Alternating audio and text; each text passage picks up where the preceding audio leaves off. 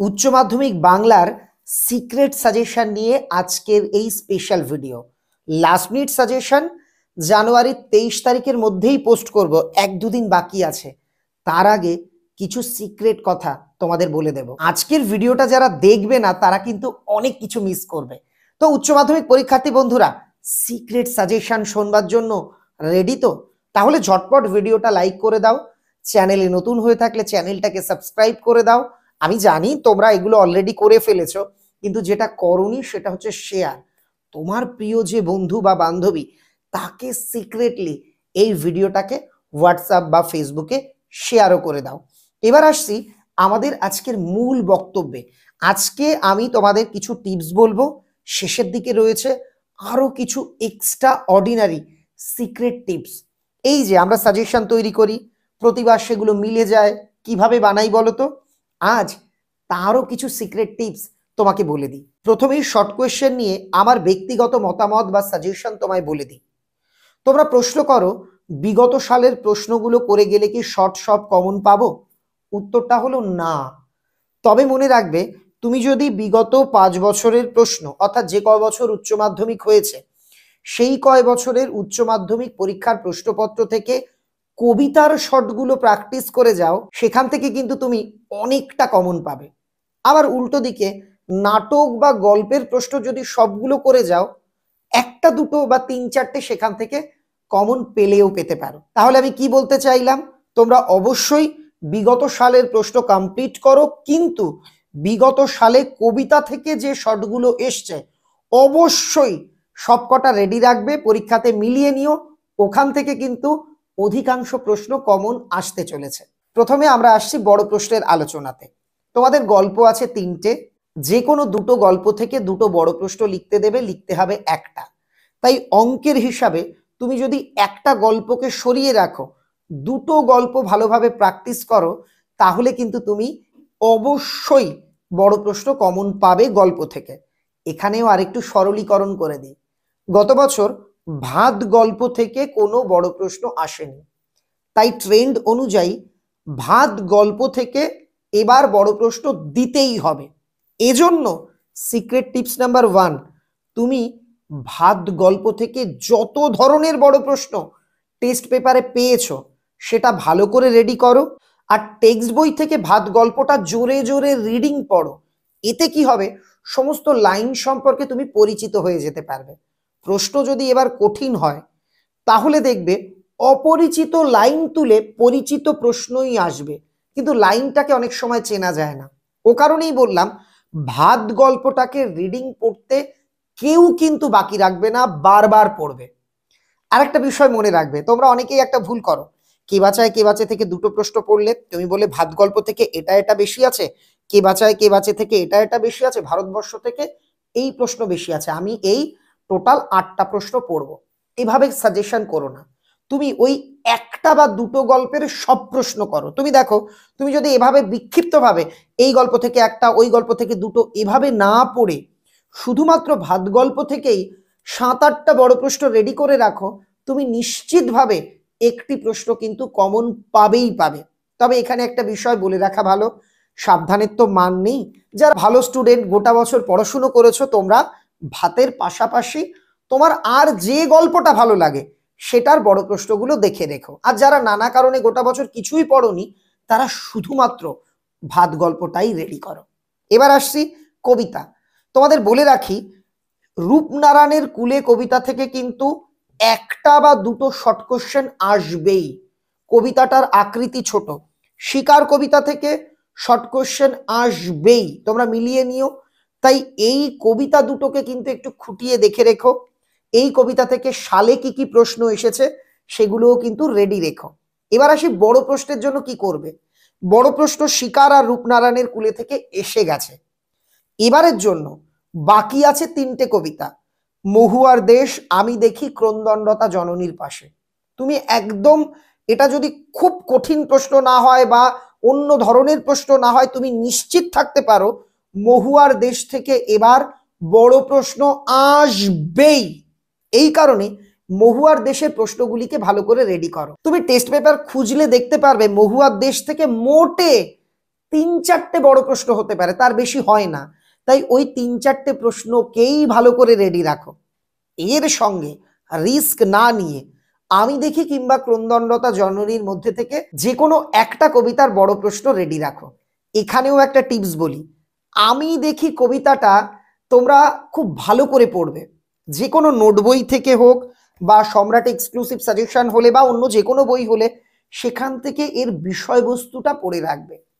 এই কবিতা থেকে যে প্রশ্নই দিক না কেন উত্তর কিন্তু কার্যত এর বিষয়বস্তুটাই হয়।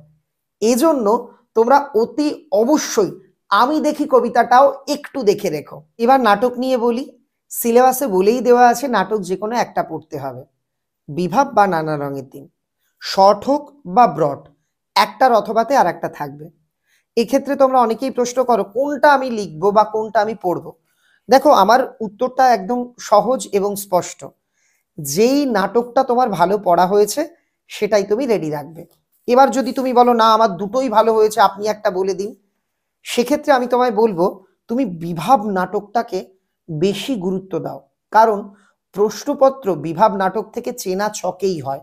নানা রঙের দিন নাটকটাও ভালো, তবে ব্যক্তিগতভাবে যদি প্রশ্ন কমনের ব্যাপার বলো আমি বলবো বিভাবটা দেখা ভালো। এবার আসবো পড়তে জানে এমন এক মজুরের প্রশ্ন আর অলৌকিক নিয়ে। দুটোই অথবায় থাকবে, একটার অথবাতে আর একটা থাকে, যার যেটা ভালো লাগে সে সেটা পড়বে। অলৌকিক গল্পটা তো খুবই সহজ। এই গল্পের দুটো পার্ট আছে, দুটো পার্টের মধ্যে থেকে একটা পার্ট থেকেই প্রশ্ন আসবে। প্রথম পার্ট যেখানে দেখবো নানক তার শিষ্যকে কিভাবে জল খাওয়ালেন, হাত দিয়ে কিভাবে পাথর থামালেন, এটা লেখককে তার মা বলছেন।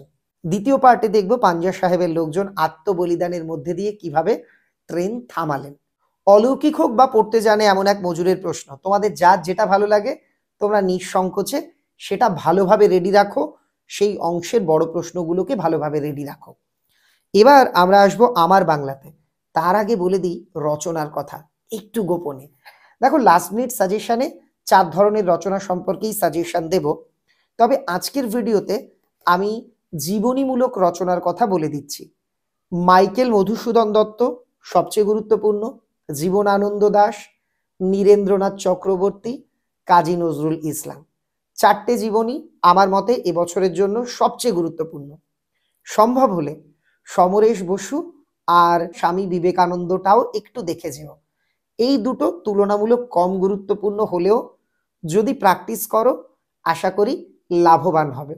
দেখো, জীবনী যে কোনোটাই আসতে পারে, তাই আমার পরামর্শ থাকবে গুরুত্বপূর্ণগুলো নিশ্চয়ই করবে, ফরম্যাটটা ভালো করে রেডি রেখো। জীবনীর যে ফরম্যাট আছে সেই অনুযায়ী যদি কোনো কারণে কমন নাও পাও, ফরম্যাট অনুযায়ী পরীক্ষাতে লিখে এসো, সর্বোচ্চ নাম্বার কিন্তু পাওয়া যায়। বাকি ক্যাটাগরি অর্থাৎ বিতর্ক, বিষয়ের গভীরে প্রবেশ, মানুষ মানচিত্র, এগুলো নিয়ে লাস্ট মিনিট সাজেশনেই আলোচনা হবে। এবার তোমাদের সবচেয়ে বেশি ভয়ভীতির জায়গাটা নিয়ে বলবো, শিল্প সংস্কৃতির ইতিহাস। কি করব বলুন তো, কার অবদান আসবে বলুন তো? তোমরা বিক্ষিপ্তভাবে গানের থেকে দুটো অবদান এর পড়ছো, তারপর চিত্রকলা থেকে এর পড়ছো, সিনেমার থেকে এর পড়ছো, এইভাবে পড়ো না। এক্ষেত্রেও একটা নির্দিষ্ট সিক্রেট পদ্ধতি নাও। দেখো, 5টা অংশ তোমাদের আছে: সঙ্গীত বা গানের অবদান, চিত্রকলার অবদান বা ছবি, চলচ্চিত্র মানে সিনেমা, বিজ্ঞান চর্চা, এর মধ্যেই চিকিৎসা বিজ্ঞান আছে, এটা কিন্তু সবচেয়ে বড় অধ্যায় আমার মনে হয়েছে। আর হচ্ছে খেলাধুলো বা ক্রীড়া সংস্কৃতি। 5টা অধ্যায়, এখান থেকে দুটো প্রশ্ন লিখতে হয়, 4টে প্রশ্ন দেয়, একটা অধ্যায় বাদ থাকে। তোমরা একটু বুদ্ধি খাটালেই দেখতে পারবে চলচ্চিত্র আর চিত্রকলা এই অধ্যায় দুটো কিন্তু তুলনামূলক ছোট। অধ্যায়গুলি ভালো করে খুঁটিয়ে দেখলে দেখতে পারবে এই অধ্যায়গুলো থেকে 5-6 জন 7 জনের বেশি কারো অবদান কিন্তু সেই অর্থে নেই। তাই এই দুটো অধ্যায়কে খুব ভালো করে রেডি করো, অধ্যায় থেকে যত জনের অবদান আছে সবগুলো পড়ো। আমার মনে হয় এতেই তোমরা লাভবান হবে। সঙ্গে যেটা তোমার আর একটা ভালো লাগে, সেটা গান হোক, তারপর ধরো খেলাধুলো বা ক্রীড়া সংস্কৃতি হোক বা বিজ্ঞান চর্চা হোক, এই 3টের মধ্যে থেকে আর একটা যে কোনো করে রাখবে। এবার আমার বাংলা অংশ। দেখো, আমার বাংলাতে যেগুলো আছে এগুলো কিন্তু গল্প নয়, গদ্য। গারো পাহাড়ের নিচে, ছাতির বদলে হাতি, কলের কলকাতা, মেঘের গায়ে জেলখানা, হাত বাড়াও। কোনো শর্ট হয় না, শুধুমাত্র বড় প্রশ্ন হয়, তাও লিখতে হয় একটা। আমি তোমায় বলে দিচ্ছি, মেঘের গায়ে জেলখানা, হাত বাড়াও, এই দুটো ভালো করে প্র্যাকটিস করো, বড় প্রশ্ন কমন পেয়ে যাবে। সম্ভব হলে যদি পারো গারো পাহাড়ের নিচেটাও রেডি রেখো। এই তিনটে পড়লে আমার মনে হয় একটা নয় দুটো প্রশ্নই কমন পাবে, দুটোর মধ্যে থেকে একটা তো লিখতে হবে পরীক্ষাতে। এই হচ্ছে একটা সামগ্রিক দিক নির্দেশ। ও বাদ পড়ে গেল ভাষা অংশ। ভাষা অংশ থেকে দেখো কিছু প্রশ্ন যেগুলো আসার চান্স আছে, তোমরা নিজেরাও জানো। রূপমূল, স্বাধীন পরাধীন রূপমূল, বিভাজ্য ধ্বনি অবিভাজ্য ধ্বনি তাদের ভাগ, শব্দার্থ পরিবর্তনের ধারা, প্রত্যয়, গঠনগতভাবে বা অর্থগতভাবে বাক্যের শ্রেণী বিভাগ, এগুলো তোমরা রেডি রেখো কেমন। এটা নিয়েও আমি লাস্ট মিনিট সাজেশনে বিস্তারিত তথ্যটুকু তোমাদের জানিয়ে দেব। ভিডিও শেষ করার আগে সিক্রেট কিছু টিপস। প্রথম, গল্প বা কবির নাম 1 নম্বরের এসএকিউ এর প্রশ্নে লেখার দরকার নেই।